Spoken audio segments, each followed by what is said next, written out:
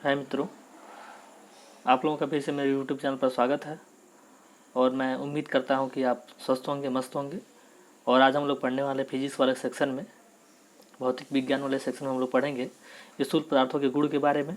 कि स्थूल पदार्थ के गुण कौन से होते हैं, इसको हम लोग पढ़ेंगे आंसर क्वेश्चन फॉर्मेट में। तो हम लोग अब चलिए शुरू करते हैं। हम लोग इसमें पहला देखते हैं, वर्षा की बूंद की गोलाकार आकृति का कारण है पृष्ठ तनाव। पृष्ठ तनाव के कारण ही वर्षा की बूंद जो होती है वो गोलाकार होती है। द्रव्य बूंद की संकुचित होकर न्यूनतम क्षेत्र घेरने की प्रवृत्ति का कारण होता है पृष्ठ तनाव।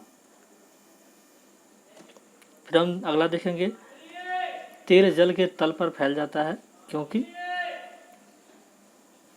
तेल का तल तनाव पानी से कम होता है। तेल जल के तल पर फैल जाता है क्योंकि तेल का तल तनाव पानी से कम होता है। इसमें अगला देखते हैं, मिट्टी का तेल पानी के ऊपर इसलिए तैरता है क्योंकि उसका घनत्व पानी के घनत्व से कम होता है। फिर हम इसमें अगला देखते हैं, साबुन के बुलबुले के अंदर का दाब वायुमंडलीय दाब से अधिक होता है। जब किसी साबुन के बुलबुले को आवेशित किया जाता है तो बुलबुला की त्रिज्या जो होती है वो क्या होता है, बढ़ने लगती है। बुलबुले की जो त्रिज्या होती है वो क्या होती है, बढ़ती है। फिर हम इसमें अगला देखते हैं, यदि साबुन के दो भिन्न भिन्न व्यास के बुलबुलों को एक नली द्वारा एक दूसरे के संपर्क में लाया जाए तो छोटा बुलबुला और छोटा और बड़ा बुलबुला और बड़ा हो जाएगा। कहने का मतलब ये है कि अगर मान लो ये नली है, एक नली बना दी और एक इधर से और एक इधर से लाते हैं, छोटा बुलबुला है, बड़ा बुलबुला है। तो हम देखते हैं जब इसमें प्रवेश करेगा छोटा बुलबुला तो छोटा होता जाएगा, बड़ा बुलबुला बड़ा होता जाएगा।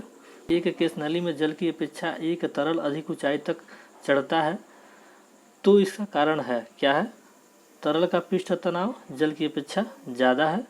जिसका पृष्ठ तनाव ज़्यादा होगा वह ज़्यादा ऊंचाई तक चढ़ने में क्या होगा, सक्षम होगा। फिर हम देखते हैं, बत्ती वाले स्टोव में, जैसे हम लोग जब दिया जाते थे, जो गांव में दिया जला के पढ़ते थे, वही बात कर रहा है कि बत्ती वाले स्टोव में केरोसिन के बत्ती में ऊपर चढ़ने का कारण है पृष्ठ तनाव। अगर पृष्ठ तनाव न होता तो हम लोग दिए का प्रयोग नहीं कर पाते।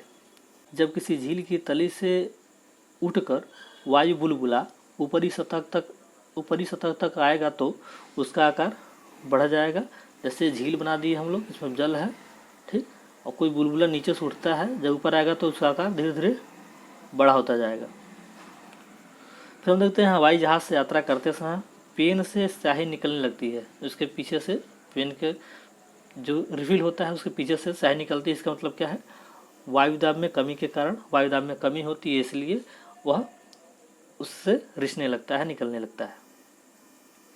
फिर हम इसमें देखते हैं अगला, मोबाइल तथा ऑटोमोबाइल ने भारतीयों, विशेष रूप से ग्रामीण क्षेत्र के लोगों के सामाजिक जीवन में क्रांति ला दी है। तो लोगों के आवागमन तथा लोगों के जुड़ाव के संबंध में, जैसे मोबाइल फ़ोन आज हो गया है, गाड़ी हो गई है, तो इसका लोग खूब इस्तेमाल करते हैं। अब हम आसानी से पहुंच सकते हैं, आसानी से अपने विचारों को बहुत दूर तक भेज सकते हैं, अपने संदेश को भेज सकते हैं। तो मोबाइल के हाइड्रोलिक ब्रेक के कार्य करने का जो सिद्धांत होता है वह क्या होता है, पास्कल का नियम। पास्कल के नियम पर, यानी कि पास्कल लॉ पे यह काम करता है। तो किस पर काम करता है, पास्कल के नियम पर। हम लोग पढ़े हैं इंटर में इसको। बैरोमीटर पठन में अचानक गिरावट हो जाने से जो मौसमी दशा इंगित होती है वह है तूफान। अगर बैरोमीटर में रीडिंग जो है नीचे आने लगा तो इसका मतलब है तूफानी मौसम बनने वाले है या तूफान आने वाला है। फिर हम अगला देते हैं, कड़े जाड़े में झील की सतह हिमस्थित हो जाती है किंतु उसके तल में जल द्रव अवस्था में बना रहता है। इसका कारण क्या है, जल की सघनता यानी कि घनत्व 4 डिग्री सेल्सियस पर अधिकतम होती है। बर्फ जमी झील के अंदर मछली जीवित रहती हैं क्योंकि झील की तली पर जल जमता नहीं है, ठीक। 4 डिग्री सेल्सियस पर जो डेंसिटी होती है वह अधिकतम होती है, इसलिए वह जमता नहीं है। फिर हम इसमें अगला देखते हैं, शीतकाल में जब झील की ऊपरी सतह का पानी बर्फ में बदल जाता है फिर भी जलीय जंतु जीवित रहते हैं क्योंकि पानी का घनत्व 4 डिग्री सेल्सियस पर सबसे अधिक होता है, जिससे बर्फ की ऊपरी सतह के नीचे पानी के रूप में पानी रहता है। फिर हम देखते हैं, वस्तु की मात्रा बदलने पर अपरिवर्तित रहती है। जैसे अगर हम बात करें, सोना ले लो 2 ग्राम का, उससे छोटी छोटी भागों में डिवाइड कर दो तो जो डेंसिटी अन्य कणों में होगी वह सबसे छोटे कण में भी होता है, तो यानी कि घनत्व अपरिवर्तित रहता है। पानी का अपेक्षित घनत्व सर्वाधिक होता है तो 4 डिग्री सेल्सियस पर। यह क्वेश्चन बार बार पूछा जाता है कि पानी का अपेक्षित घनत्व सर्वाधिक कब होता है, तो 4 डिग्री सेल्सियस पर होता है। फिर हम देखते हैं जल का अधिकतम घनत्व होता है 277 डिग्री केल्विन पर। जैसे हम लोग 0 डिग्री सेल्सियस प्लस 273 को जोड़ दें तो ये हो जाता है केल्विन में। अगर हम 4 डिग्री सेल्सियस प्लस 273 को जोड़ दें तो केल्विन में आने लगता है, यानी कि 277 प्लस 4 273 है, 273 प्लस 4 हो गया 277, तो केल्विन में आ गया। हम लोग डिग्री सेल्सियस को केल्विन में बदल दिया।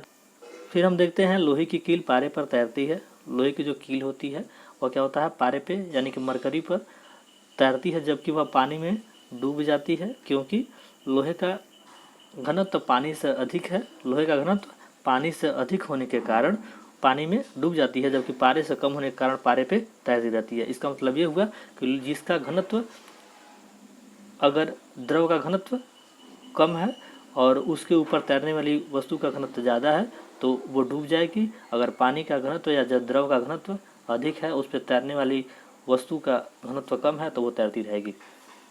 एक सुई पानी में डूब जाती है, जबकि लोना जहाज पानी पर तैरता है, क्योंकि सुई का अपेक्षित घनत्व उसके द्वारा हटाए हुए पानी के अपेक्षित घनत्व से अधिक होता है। सुई पानी की सतह पर तैरती रहती है तो पृष्ठ तनाव के कारण। एक क्वेश्चन पूछा जाता है कि लोहे की जो सुई होती है वह पानी पर क्यों तैरती है, तो इसका कारण होता है पृष्ठ तनाव। फिर जब कुएं से पानी की बाल्टी को ऊपर खींचते हैं तो हमें महसूस होता है कि बाल्टी पानी की सतह से ऊपर भारी हो गई है। उत्प्लावन बल लगता है। उत्प्लावन बल की वजह से जब तक बाल्टी पानी में रहता है, कुएं के अंदर पानी में रहता है, तब तक भारहीन लगता है, लेकिन जब वह पानी के तल को छोड़ता है तो वह भारी लगने लगता है, तो उत्प्लावन बल लगना कम हो जाता है। एक भारहीन गुब्बारे में 200 ग्राम जल भरा गया है तो इसका जल में भार होगा 0 होगा। अगर हम भारहीन मान लो नगण्य वेट का अगर कोई गुब्बारा ले लें और उसमें जल भर दें और जल को 200 ग्राम जल भर दें और पानी में फेंक दें, फिर उसका समझा कर उसकी माप करें पानी के अंदर माप करें तो उसका भारहीन होगा, यानी कि उसका जो मास होगा वह 0 होगा। मथने के पश्चात क्रीम का दूध से पृथक हो जाने का कारण है अपकेंद्रीय बल। हम लोग जो पढ़े हैं रही वाला, इसके कुछ टाइम पहले हम लोग पढ़े हैं अपकेंद्रीय उपकरण के बारे में, अपकेंद्रण बल के बारे में, तो इसी सिद्धांत पर यह कार्य करता है।